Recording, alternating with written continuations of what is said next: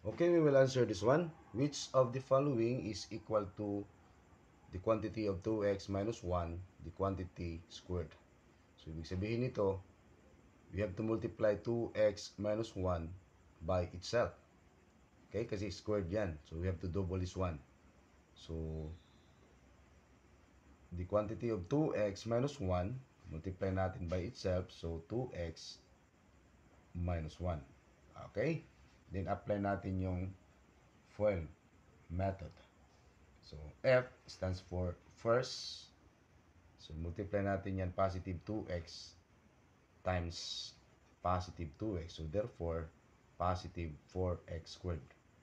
Then, outer, si positive 2x, multiply natin kay negative 1. So, this is negative 2x. Then, inner, si negative 1, multiply natin yan kay positive 2x. So, this is negative 2x. Then, negative 1, multiply natin kay negative 1. Ito na yung last.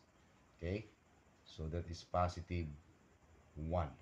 Okay, bakit siya positive 1? Kasi pag mag-multiply tayo ng like sign, the result is positive.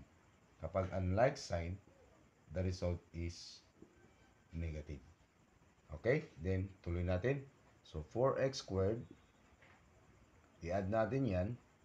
Okay? So, kapag addition naman, kapag the same sign, we have to copy their common sign and then add.